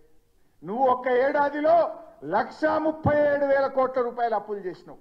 అంటే దీన్ని బట్టి ఏమర్థమైంది? మనం ఏడాదికి 41,000 కోట్ల అప్పు చేస్తే రేవంత్ రెడ్డి 1,37,000 కోట్ల అప్పులు చేసిండు. ఇప్పుడు ఎవడు అప్పులు ఎక్కువ చేసినట్టు? అంటే నీ ఇష్టం ఉన్నట్టు నీ మంత్రులు, నీ మీడియా, నీ సోషల్ మీడియా అడ్డగోలు ప్రచారాలు చేస్తే అసెంబ్లీలోనే కడిగి పారేసినాం. కాంగ్రెస్ ప్రభుత్వం నోరు మూపించినాం. మళ్ళీ ఎవడన్నా అప్పుల గురించి దుష్ప్రచారం చేస్తే బిడ్డ లీగల్ నోటీస్ ఇస్తాం, కోర్టుకు పోతామని అసెంబ్లీలోనే చెప్పి ప్రభుత్వం నోరు మూయించినాం. తప్పైతే ఇప్పుడే చెప్పు, బయట మాట్లాడితే ఊరుకోం బిడ్డ అని చెప్పాల్సి వచ్చింది. అంటే ఇవాళ బీఆర్ఎస్ ప్రభుత్వం వరుసగా 2 ఏళ్లు కరోనా ఉన్నా ఉదయ్ అప్పులు కేంద్ర ప్రభుత్వం బలవంతంగా మన మీద రుద్దినా మన ప్రభుత్వం ఏడాదికి 41,000 కోట్ల అప్పు చేస్తే రేవంత్ రెడ్డి ఒక్క సంవత్సరంలో 1,40,000 కోట్ల రూపాయలు అప్పు చేసిండు. ఇప్పుడు ఎవడరా నాయన ఎక్కువ చేసింది? మేం చేసిన దాంట్లో కాళేశ్వరం కట్టినాం, పాలమూరు కట్టినాం, చెరువులు బాగా చేసినాం, జిల్లాకో మెడికల్ కాలేజీ కట్టినాం, కలెక్టరేట్లు కట్టినాం, గురుకుల పాఠశాలలకు పక్కా భవనాలు కట్టినాం, మేము ఇంటింటికి నల్లా పెట్టి నీళ్లు తాగిచ్చినాం, నిరంతరాయ విద్యుత్తునిచ్చినాం. మేము 40,000 కోట్లు చేస్తే ఇన్ని అభివృద్ధి కార్యక్రమాలు చేసినాం. నువ్వు 1,40,000 కోట్లు ఒక్క ఏడాదిలో చేసి నువ్వు చేసిన పని ఒక్కటన్నా ఉన్నదా అని అడుగుతున్నా. బీఆర్ఎస్ కట్టిన ఫ్లైఓవర్లకు రిబ్బన్లు కత్తిరిస్తున్నావు, బీఆర్ఎస్ కట్టిన భవనాలకు రిబ్బన్లు కత్తిరిస్తున్నావు, బీఆర్ఎస్ కట్టిన ప్రాజెక్టులకు రిబ్బన్లు కత్తిరించినావు తప్ప నీ ఏడాదిలో ఒక్క పనన్న చేసినవా రేవంత్ రెడ్డి అని నేను అడుగుతావు. ఈ మాటనే కదా మన కేటీఆర్ గారు అడిగింది. ఈ ఒక్క మాట అడిగినందుకే కదా నువ్వు ఇవాళ అక్రమ కేసులు పెట్టే ప్రయత్నం చేస్తున్నావు. ఇలా మనమందరం ఇవాళ బీఆర్ఎస్ పార్టీలో ఏ కార్యకర్తకు ఇబ్బంది వచ్చినా పార్టీ అండగా నిలబడ్డది. లగచర్లలో రైతుల కోసం గిరిజన రైతులకు బేడీలేస్తే కేటీఆర్ గారు పర్సనల్ గా తన కుటుంబ సభ్యుడు అరెస్ట్ అయితే ఏ రకంగా పనిచేస్తారో లగచర్ల గిరిజన రైతుల కోసం కేటీఆర్ గారు అంత కష్టపడ్డారు. వారి బెయిల్ కోసం, వారిని విడుదల చేయడం కోసం వారి కుటుంబ సభ్యులను కూడా 3 సార్లు కలిసి ధైర్యాన్ని ఇచ్చి ఆ కుటుంబాలకు కూడా అండగా నిలబడి వాళ్ళను జైలు నుంచి గౌరవంగా బయటకు తేవడంలో ఒక పార్టీ వర్కింగ్ ప్రెసిడెంట్ గా ఆయన కృషి చేశారు. ఆ రకంగా పార్టీలో ఏ కార్యకర్తకు, ఏ సోషల్ మీడియా యాక్టివిస్టుకు, ఏ ఉద్యమకారుడికి, ఏ పార్టీ నాయకుడికి మన కౌశిక్ రెడ్డి మీద ఇంటి మీద దాడి జరిగినా పార్టీ మొత్తం అందరికీ ఆ కార్యకర్తలకు, ఆ నాయకులకు అండగా నిలబడ్డది. నేను ఇప్పుడు కూడా చెప్తున్నా, కేటీఆర్ గారు కూడా ఒక కార్యకర్తనే, కేటీఆర్ గారు కూడా పార్టీలో ఒక ఉద్యమకారుడే. ఇవాళ ఆయనకు ఆపదొస్తే కూడా మొత్తం పార్టీ కూడా వారికి అండగా నిలబడుతుంది. ఏ రకంగా అయితే ఒక నాయకుడి కోసం ఒక కార్యకర్తకి ఇబ్బంది వస్తే నిలబడ్డామో, ఇలా కేటీఆర్ గారి మీద పెట్టిన కేసు ఆయన మీద పెట్టిన కేసు కాదు, ప్రశ్నించే గొంతు మీద పెట్టిన కేసు, ఉద్యమకారుడు మీద పెట్టిన కేసు. ఆయన గ్రాఫ్ పడిపోతుంది కనుక, రేవంత్ రెడ్డి ప్రభుత్వం రోజు రోజుకు దిగజారిపోతుంది కనుక ఇలాంటి కేసులు పెట్టి ప్రజల దృష్టి మరల్చాలనే ఒక కుట్రలో భాగంగానే కేటీఆర్ మీద కేసు తప్ప ఇది వ్యక్తిగతంగా ఆయన చేసిన తప్పు కాదు, నేరం అంతకంటే కాదు. ఈ రాష్ట్ర ఇమేజ్ పెంచడానికి, రాష్ట్ర ప్రతిష్ట పెంచడానికి, రాష్ట్ర గౌరవం పెంచడానికి ఆయన పనిచేస్తే ఒక అక్రమ కేసు పెట్టేటువంటి ప్రయత్నం చేస్తున్నాడు. ఎట్లయితే కేటీఆర్ గారు బీఆర్ఎస్ పార్టీ ప్రతి నాయకుడికి కార్యకర్తగా ఆపదొస్తే నిలబడ్డదో, యావత్ బీఆర్ఎస్ పార్టీ ఈరోజు మానసికంగా ధైర్యంగా కేసీఆర్ కు పూర్తిగా అండదండగా ఉంటాం. ఎవరు కూడా భయపడే ప్రశ్నే లేదు. ఏ నాయకుడికి ఆపదొచ్చినా, పార్టీలో ఏ కార్యకర్తగా ఆపదొచ్చినా ఈ పార్టీ ఒక కుటుంబం, ఈ కుటుంబం అంతా కలిసి పోరాడుతుంది, కలిసి అండగా నిలబడుతుందని చెప్పి మనవి చేస్తూ ఈ డైరీ ఆవిష్కరణ ఇంత అద్భుతంగా జరుపుకోవడం నాకు చాలా సంతోషంగా ఉంది. ఈ డైరీ కూడా ప్రింట్ చేసి ప్రతి నియోజకవర్గానికి 1000 డైరీలు మన ముఖ్య నాయకులకు, కార్యకర్తలకు కూడా పంపిస్తాం. అందరూ కూడా దీన్ని తప్పకుండా ఉపయోగించాలని చెప్పి కోరుతూ జై తెలంగాణ. హరీష్ అన్నకు గట్టిగా అందరం కూడా చప్పట్లతో కృతజ్ఞతలు చెప్తాం. బీఆర్ఎస్ పార్టీ ఒక కుటుంబం, కేసీఆర్ నాయకత్వంలో ఈ కుటుంబం కలిసికట్టుగా ఉంటది అని బలమైన సందేశం ఇవాళ రాష్ట్రానికి ఇచ్చినందుకు, రాష్ట్ర ప్రజానీకానికి ఇచ్చినందుకు, అన్నిటికన్నా ముఖ్యంగా దుర్మార్గపు కాంగ్రెస్ ప్రభుత్వానికి ఇచ్చినందుకు గట్టిగా చప్పట్లు కొట్టి హరీష్ అన్న కృతజ్ఞతలు తెలియజేద్దాం. ఇప్పుడు పెద్దలు పార్టీ వర్కింగ్ ప్రెసిడెంట్, మాజీ మంత్రివర్యులు అన్న కేటీ రామారావు గారిని మాట్లాడవలసిందిగా కోరుతా ఉన్నాను. జై తెలంగాణ. ఇప్పుడు ఒక పెద్ద సమస్య ఉంది. ఎందుకంటే ఇంతమంది మాట్లాడిన తర్వాత మాట్లాడాలంటే ఏం లేదు, వాస్తవం చెప్పాలంటే. ఇక కాకపోతే మరి మైక్ ఇచ్చిండ్రు కాబట్టి తప్పదు. అందుకని ఇటువంటి మీటింగ్లకు పోయినప్పుడు ముందే నా బిడ్డను అడుగుతాను, నేను ఏం మాట్లాడాలి. అడిగినప్పుడు నా బిడ్డ ఏం చెప్పిందంటే, ఫస్ట్ మాట్లాడేదంటేనేమో చాలామంది పెద్ద పెద్ద వక్తలు ఉన్నారు, నాకేం లేదని చెప్పి సపరేట్ కూర్చో అన్నది. మధ్యలో మాట్లాడేది ఉంటే, నాకంటే ముందు మాట్లాడిన మా సత్యవతక్క మంచిగా మాట్లాడింది, నా తర్వాత మా హరీష్ అన్న మాట్లాడతాడు, ఇంకా బాగా మాట్లాడతాడు, కాబట్టి నాకు చెప్పేందుకు ఏం లేని సపరేట్ కూర్చోను. మరి ఆఖరికి మాట్లాడేటట్టుంటే ఏం చేయాలని నేను అన్నా. నేను చెప్పాలనుకున్నంత వాళ్ళు చెప్పేసారు, నాకేం లేదు అని చెప్పి సపరేట్గా రమ్మని చెప్పింది.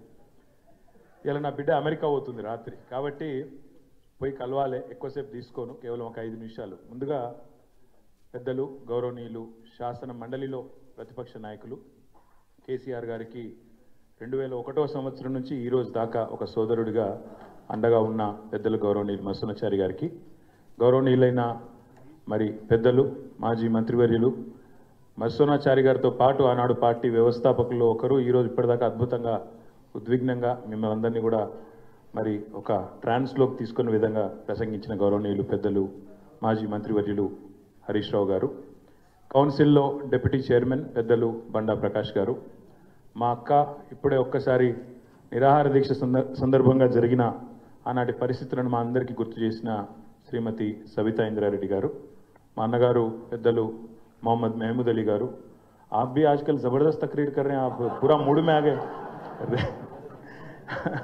रिवेंज रेड्डी बोल दिया आज पहली बार.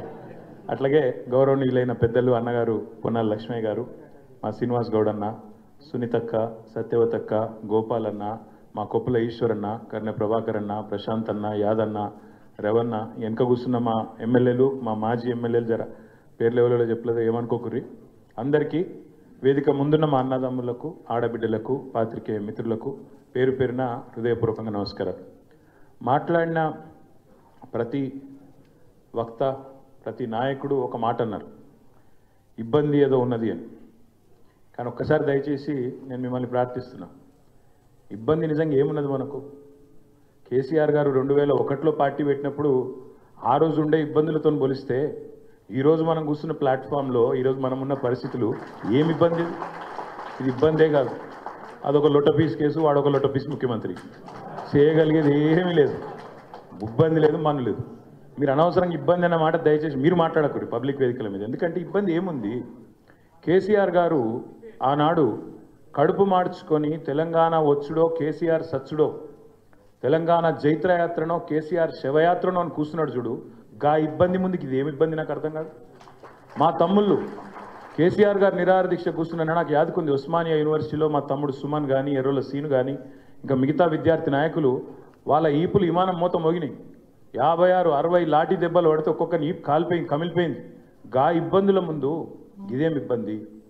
ఒక సిరిపురం యాదయ్య, ఒక శ్రీకాంతచారి ఒంటి మీద పెట్రోల్ పోసుకొని, మనము చిన్న సురుకంటితేనే అయ్యా అవ్వ అంటాం, ఒంటి మీద పెట్రోల్ పోసుకొని భగభగ మండుతుంటే వాళ్ళు పోలీసుల మీద కురికిన చూడు. గా ఇబ్బంది ముందుకు ఇదేం ఇబ్బంది? ఇబ్బంది అనేది లేనే లేదు. నేను మళ్ళీ చెప్తున్నా, అదో లొట్టపీస్ కేసు, వాడొక లొట్టపీస్ ముఖ్యమంత్రి, పీకేదేమీ లేదు. కాబట్టి మీరెవరు ఆ మాట మాట్లాడవచ్చు. ఇంకొక మాట కూడా నేను చెప్తా ఉన్నా. ఇబ్బంది అంటే కేసీఆర్ గారు పార్టీ పెట్టినాడు, అగమ్య గోచరం. తెలంగాణ వస్తుందో రాదో తెలియదు. మజిల్ పవర్ లేదు, మనీ పవర్ లేదు, మీడియా పవర్ లేదు, తెలంగాణ సమాజం ఒక్కటిగా లేదు. అట్లాంటి పరిస్థితుల్లో, అగమ్య గోచరమైన పరిస్థితుల్లో ప్రజల కోసం, తెలంగాణ రాష్ట్రం కోసం తన జీవితాన్ని అంకితం చేసి ఆఖరికి చావు నోట్లో తలబెట్టి తెలంగాణ తెచ్చిన నాయకుడు కేసీఆర్. అట్లాంటి కేసీఆర్ తయారు చేసిన సైనికుడిగా, కేసీఆర్ రక్తం పంచుకొని పుట్టిన బిడ్డగా ఇది ఇబ్బంది కానే కాదు. మనం ఎవ్వరం కూడా బాధపడాల్సిన అవసరం లేదు. నేను మిమ్మల్ని కోరేది, ప్రార్థించేది ఒకటే. ఈరోజు రాష్ట్రంలో ఒక 3D పాలన నడుస్తున్నది. 3D ఏంటిదా? 3D. మొదటి డి డిసెప్షన్. డిసెప్షన్ అంటే మోసం. రెండవ డి డిస్ట్రాక్షన్ అంటే అటెన్షన్, మన అటెన్షన్ మళ్ళించుడు. మూడవ డి డిస్ట్రక్షన్, విధ్వంసం. ఈ 3 జరుగుతున్నాయి. డిసెప్షన్ అంటే ఏంది? ఇప్పుడు హరీష్ రావు గారు చెప్పారు, హేమంత్ సోరెన్ గారు మొన్ననే గెలిచిండు జార్ఖండ్లో. కానీ నిజాయితీ గల నాయకుడు కాబట్టి, నిజాయితీ గల బిడ్డ కాబట్టి, జార్ఖండ్ రాష్ట్ర ఏర్పాటు కోసం వాళ్ళ నాన్నగారు శిబు సోరెన్తో పాటు కొట్లాడిన బిడ్డ కాబట్టి, ఆ ప్రజల మీద ప్రేమ ఉంది కాబట్టి, ఆ రాష్ట్రం మీద ప్రేమ ఉంది కాబట్టి, నిజాయితీ ఉన్న ఒక గిరిజన బిడ్డ కాబట్టి, ఇచ్చిన మాట నిలబెట్టుకోవాలనే సోయున్నోడు కాబట్టి వెంటనే 2500 ఇస్తాడు మొదటి నెల నుంచి. అది నిజాయితీ. అదే మరి రేవంత్ రెడ్డి ప్రభుత్వం ఏం చేస్తున్నది? మీరు చూడండి ఎంత దారుణం. అంటే మోసం ఎట్లుంటుందంటే, ఒకటేమో 6 గ్యారంటీలు, అఫిడవిట్లు, దేవుళ్ళ మీద ఒట్లు, ఇవన్నీ మీకు తెలుసు. నేను చెప్పా, నిన్న చూసిన నేను టీవీలో, జాతీయ టీవీలో ఆజ్ తక్ అనే టీవీ, కాంగ్రెస్ యొక్క అధికార ప్రతినిధి ఆమె ఉంటుంది, పెద్ద మనిషి ఒక ఆమె, సుప్రియానో శ్రీప్రియానో, ఆమె చెప్తున్నది నిన్న జాతీయ మీడియాలో కాంగ్రెస్లో మోసం ఎట్లుంటుందో చెప్తుంది. మరి మీరు మళ్ళా ఢిల్లీలో మాటిస్తుండ్రు, మహిళలకు ఏదో ప్యారీ బెహనా స్కీమ్ అని పెడుతుండ్రు, నెలకు 2500 ఇస్తామంటుండ్రు, ఎక్కడన్నా ఇచ్చిండ్రా ఇది వరకు అని అడిగింది ఆమె. అడిగితే ఆమె ఏమంట దొరికేనా, తెలంగాణలో 90 లక్షల మంది ఆడబిడ్డలకు నెలకు 2500 మా ప్రభుత్వం ఇస్తున్నది, నెలకు టంచన్గా ఇస్తున్నదని ఆడ గంటాపదంగా మోసం చేస్తూ అబద్ధాలు చెప్తా ఉన్నారు. మరి ఇంతకంటే మోసం, ఇంతకంటే దగ ఉంటుందా? అంటే ఇక్కడ ఇయ్యనిది ఇచ్చినట్టు, ఉన్నది లేనట్టు, ఏదో ఒక ఊహాజనితమైన మోసపూరితమైన ప్రపంచ నిర్మాణం చేయడం. ఇక రెండోది విధ్వంసం. నిజంగా మనకున్న ఇబ్బంది ఏ పాటి ఇబ్బంది? ఇక్కడ హైడ్రా బాధితులు వచ్చి ఇల్లు కూలిపోతుంటే ఏడ్చిలు చూడు, వాళ్ళ ఇబ్బంది ముందు మనది ఏమి ఇబ్బంది? ఇవాళ లగచర్లలో రైతులు భూములు ఇవ్వకపోతే తీసుకుపోయి 40 రోజులు గిరిజన రైతులను జైల్లో పెట్టిన చూడు, వాళ్ళ ఇబ్బంది ముందు మనది ఏమి ఇబ్బంది? కాబట్టి ఇవాళ ఈ ప్లాట్ఫామ్లో మన పార్టీ 25వ సంవత్సరంలో అడుగు పెడుతున్న ఈ సంవత్సరంలో మనకి ఇదేం పెద్ద ఇబ్బంది కాదు. కేసులు అనేది అసలు ఇష్యూయే కాదు. మనం చేయవలసింది ఈరోజు ఒకటి, జనవరి 8వ తారీఖు ఈరోజు. ఇంకా సంవత్సరం మొత్తం మనం ముంగటుంది. ఇంకా 360 రోజులు, దాదాపు 358 రోజులు మనం ముంగటున్నాయి. ఈ 350 రోజులు మనం చేయాల్సిన పనుల్లో ఒకటే, రైతు భరోసా విషయంలో రేవంత్ రెడ్డి చేస్తున్న మోసాన్ని ప్రతి రైతుకు అర్థమయ్యే విధంగా అరటి బండు ఒలిచి నోట్లో పెట్టినంత మంచి సులువుగా ఇంటింటికి, గల్లి గల్లికి, గడప గడపకు పోయి రైతులకు జరుగుతున్న మోసం చెప్పాలి. ఎట్లా రేవంత్ రెడ్డి ప్రభుత్వం ఒక్కొక్క ఎకరానికి 17,500 రూపాయలు రైతులకు బాకీ ఉన్నదో బరాబర్ చెప్పాలి. 2 సార్లు అసలు రేవంత్ రెడ్డి ప్రభుత్వం వచ్చిన తర్వాత ₹1 కూడా రైతు బంధు ఇయ్యలే, ఒక్క పైసా కూడా ఇయ్యలే. అది వరకు హరీష్ రావు గారు ఫైనాన్స్ మినిస్టర్గా మొత్తం మనం పైసా కూడబెట్టి ఎన్నికలకు ముందు రైతు బంధు వేద్దామని చెప్పి 7,600 మనం ఖజానాలో పెడితే ఉత్తరం రాసి ఆపిండు రేవంత్ రెడ్డి. ఎలక్షన్ కమిషన్కు ఉత్తరం రాసిండు, రైతు బంధు ఇస్తే ఓట్లు ప్రభావితం అయితే ఇయ్యద్దు అని. అప్పుడు ఎలక్షన్ కమిషన్ ఆపింది. అదే పైసలు మనం కూడా పెట్టిన పైసలు, మన ప్రభుత్వంలో మనం ట్రెజరీలో పెట్టిన పైసలు 4 నెలలు సతాయించి నాట్లు వేసేటప్పుడు పడాల్సిన పైసలు ఓట్లు వేసేటప్పుడు వేసిండు ఎలక్షన్లలో. అది తప్ప ఒక్క రూపాయి కూడా రైతుకి ఇచ్చింది లేదు. ఇక రుణమాఫీ విషయం మీకు తెలుసు. రుణమాఫీ అంత మోసం. ప్రతి దేవుని మీద ఒట్లు పెట్టిండు, కనబడ్డ దేవుళ్ళందరి మీద ఒట్లు పెట్టిండు, కానీ ఇంతవరకు రుణమాఫీ కాలే. మొన్న అసెంబ్లీలో అడిగిన నేను, పోదాంపా మరి మీకు కొండారెడ్డిపల్లె పోదామా, కొడంగల్ పోదామా, ఒక్క దగ్గర నన్న 100% రుణమాఫీ అయిందని చెప్పి రైతులు చెప్తే రాజకీయ సన్యాసం తీసుకొని రాజీనామా చేసి ఆడికెళ్ళి పోతామని చెప్పినాం. కానీ కుయ్యి లేదు, కయ్యి లేదు. ఎందుకంటే ఆయనకు కూడా తెలుసు, పోని పాపం ఆ పార్టీలోకి అబద్ధాలు చెప్పుట్ల ట్రైనింగ్ అన్న చక్కగా ఇచ్చినట్టు అది కూడా ఇవ్వలేదు. ఒక ఎమ్మెల్యే లేచిండు పెద్దపల్లి, ఆయన లేచి మీరు రాండ్రి ఇప్పుడే పోదాం, మా పెద్దపల్లిలో 60% 70% అయిందని చెప్పిండు. మేము చెప్పింది గదేరా నాయన, మొత్తం కాలేదు, ఇదేమేం చెప్పింది మీ ముఖ్యమంత్రి 100 అంటుడు, నువ్వు 60 అంటూ నువ్వు కింద పోతే చారాన కాలే, సిగ్గు లేకుండా మాట్లాడుతుంటే మళ్ళీ సపరేట్గా నోరు మూసుకొని కూర్చున్నారు. ఈ మోసం చెప్పాలి. రుణమాఫీ ఏమైంది, రైతు భరోసా ఏమైంది, కౌలు రైతులను కలవరిచ్చిండప్పుడు. కౌలు రైతులు 22 లక్షల మందికి ఉత్తరం రాస్తున్నా, కేసీఆర్ ఇస్తలేడు మీకు, నేను ఇస్తా అన్నావు, ఏమైంది అని అడగాలి. ఇది మర్చిపోని కేసు. ఈ కేసు నేను కొట్లాడతా, మనకు మంచి లాయర్లు ఉన్నారు, జోర్దార్ లీగల్ సెల్ ఉన్నది, ఆ కేసు సంగతి మేము చూసుకుంటాం. మీరు దాని గురించి మర్చిపోండి, దాని గురించి ఆందోళన చేయాల్సిన అవసరమో బాధపడాల్సిన అవసరమో లేనే లేదు. మీరు చేయవలసింది, మనం చేయవలసింది బీఆర్ఎస్ పార్టీగా తెలంగాణ ప్రజలకు ఒక రక్షణ కవచంలాగా నిలబడి ఈ సంవత్సరం మొత్తం ఈ మోసపూరిత కాంగ్రెస్ ప్రభుత్వం యొక్క భరతం పట్టే విధంగా ముందుకు పోదాం.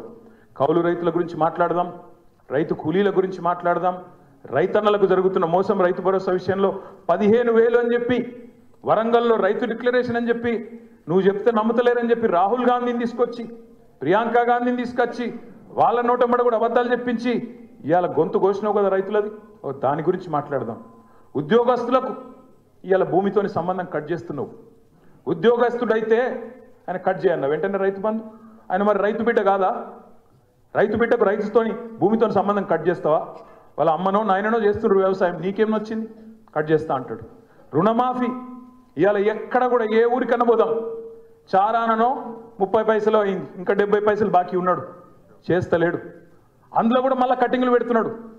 ఉద్యోగులకు పీఆర్సీ లేదు. ఇప్పుడే నేను చూసిన ఇక్కడికి వచ్చినప్పుడు నేను హరీష్ రావు గారు ఒక ఏఎస్ఐ మహబూబ్నగర్, ఆయన పేరేందో సాదిక్ ఖాన్ ఏదో ఉంది, ఖాన్ సాబ్ సాదిక్ అలీ, ఆయన ఇప్పుడే ఒక వీడియో పెట్టిండు. పాపం రిటైర్ అయిందట, 8 నెలలు అయిందట, బుడ్డ పైస వస్తలేదు, పెన్షన్ వస్తలేదు, సత్యపిక్తున్నా, నేను పోతున్నా, రేవంత్ రెడ్డికి వీడియో పెడుతున్నా అని చెప్పి ఆత్మహత్య చేసుకుంటున్నాను ఇప్పుడే వీడియో పెట్టిండు. ఒక ఇట్లాంటి పరిస్థితి అది ఇలా పెన్షనర్ల పరిస్థితి గది, ఉద్యోగుల పరిస్థితి గిది.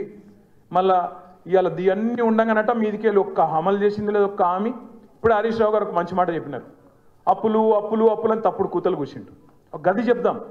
అప్పుల పేరిట చేసిన తప్పుడు ప్రచారం ఆనాడు మేడిగడ్డకు పర్రే పడ్డది అన్నాడు. మేడిగడ్డకు పర్రే, నేను మొన్న చెప్పినా మళ్ళీ చెప్తున్నా, మేడిగడ్డ ఈరోజు ఒక పెద్ద భూకంపం వస్తే కూడా తట్టుకొని బ్రహ్మాండంగా నిలబడ్డది. 28 లక్షల క్యూసెక్కుల వరద వస్తే కూడా తట్టుకొని నిలబడ్డది. ఇవాళ పడ్డది పర్రె మేడిగడ్డకు కాదు, నీ పుర్రెకు పడ్డది. నీకు బుద్ధి లేదు, నీకు ప్రభుత్వం నడుపుడు చేతనైతే లేదు, దాన్ని రిపేర్ చేసి యాసంగికి నీళ్ళు ఇచ్చే తెలివి లేదు. దాని మీద మాట్లాడదాం. యాసంగి పంటకు రైతులకు చివరికి అటు కిందికి కోదాడకు, సూర్యాపేటకు, తుంగతుర్తికి, మా డోర్నకల్కు అక్కడికి నీళ్ళు వస్తలేవన్న మాట గది మాట్లాడదాం. అంతేగాని ఈ కేసు, దీని గురించి ఏందో ఆందోళన, దీని గురించి ఇబ్బంది ఏమీ లేదు. బ్రహ్మాండంగా కొట్లాడదాం, సుప్రీంకోర్టుకు పోదాం, ఇంకో కోర్టుకు పోదాం. మనం తప్పు చేయలేదు. తప్పు చేయనప్పుడు ఎవ్వడికి భయపడే అవసరం లేదు. బరాబర్ న్యాయ పోరాటం చేద్దాం. హైదరాబాద్ ప్రతిష్ట పెంచడానికి, తెలంగాణ ప్రతిష్ట అంతర్జాతీయంగా ఇనుమడింపజేయడానికి ప్రయత్నం చేసినాం తప్ప ఒక రూపాయో అర పైసనో ఇందులో అవినీతి లేనే లేదు. కాబట్టి ఎవ్వరు ఏమన్నా మీరు పట్టించుకునే అక్కర్లేదు. మనం చేయాల్సిన పోరాటం రైతుల గురించి, 4000 పెన్షన్ల కోసం ఎదురు చూస్తున్న అవ్వ తాతల గురించి, అదేవిధంగా తులం బంగారం ఇస్తానని చెప్తే నమ్మి ఓటేసిన ఆడబిడ్డల కోసం, అదేవిధంగా 2500 మహాలక్ష్మి అని చెప్తే కొంతమంది తల్లులు ఎవరైతే మోసపోయినారో వాళ్ళ గురించి మాట్లాడదాం. ఈ సంవత్సరం మొత్తం ఆ పని చేద్దాం. తప్పకుండా కేసీఆర్ గారు చాలా స్పష్టమైన ఆలోచనతో ఉన్నారు. ఈ సంవత్సరం మనం కొత్త కమిటీలు కూడా వేసుకోవాల్సిన అవసరం ఉంది. సభ్యత్వ నమోదు, కొత్త కమిటీలు, బూత్ కమిటీ నుంచి మొదలు పెడితే గ్రామ కమిటీ, వార్డు కమిటీ, మండల కమిటీ, పట్టణ కమిటీ, జిల్లా కమిటీ, నియోజకవర్గ కమిటీ అదేవిధంగా రాష్ట్ర కమిటీతో పాటు కొత్త అధ్యక్షుని కూడా ఈ సంవత్సరమే మనం ఎంపిక చేసుకోవాల్సి ఉంది. ఆ పని చేద్దాం. కార్యకర్తలకు శిక్షణ శిబిరాలు పెట్టుకుందాం. ఇప్పటిదాకా ఇంతమంది నాయకులు మాట్లాడిన మాటల్లో అన్ని విషయాలు అందరికి తెలియకపోవచ్చు. ఇదే కార్యక్రమాన్ని ప్రతి జిల్లాకు పోదాం. 32 జిల్లాల్లో పార్టీ ఆఫీసులు ఉన్నాయి, వాటిని యాక్టివేట్ చేద్దాం. మీరు హైదరాబాద్కి వచ్చుడు కాదు, మేమే మీ కాడికి వస్తాం. జిల్లాలోనే శిక్షణ కార్యక్రమాలు పెట్టుకుందాం బ్రహ్మాండంగా, అందరం కూడా కలిసి కట్టుగా. హరీష్ రావు గారు ఒక గొప్ప మాట చెప్పినారు. ఏమన్నారు? ఇది ఒక కుటుంబం, 60 లక్షల కుటుంబ సభ్యులున్న కుటుంబం బీఆర్ఎస్ పార్టీ. కాబట్టి ఒకరికి కష్టం వచ్చినా అందరం కూడా, ఒక కాకికి కష్టం వస్తే 10 కాకులు ఎట్లా చేస్తే వాళ్తాయో అట్లే 60 లక్షల మంది కుటుంబ సభ్యులున్న ఈ పార్టీని ఒకరికొకరం అండగా ఉంటూ కాపాడుకుందాం. తెలంగాణ ప్రయోజనాల కోసం, మన కోసం కాదు, తెలంగాణ బాగుండాలని కోరుకునే పార్టీ, తెలంగాణ కోసమే పుట్టిన పార్టీ, తెలంగాణ ప్రయోజనాలే పరమావిధిగా పనిచేసే పార్టీ. ఇవాళ ఉన్న ముఖ్యమంత్రి గారికి తెలంగాణలో ఇబ్బంది అనిపిస్తుందట. ఆయనకు ఉమ్మడి రాష్ట్రంలోనే బాగుండే, తెలంగాణలో బాగలేదు అని ముఖ్యమంత్రికి అనిపిస్తుందట. ఇది మన కర్మ. అందుకే తప్పకుండా 100కు 100% పూర్తి స్థాయిలో సబితా ఇంద్రారెడ్డి గారు చెప్పినట్టు ఒక్కొక్కరం ఒక కేసీఆర్ లాగా కొట్లాడదాం, గ్రామ గ్రామాన కథానాయకులను సృష్టిద్దాం. అద్భుతంగా ఈ సంవత్సరం పోరాట నామ సంవత్సరంగా ముందుకు పోదామని చెప్పి తెలియజేసుకుంటూ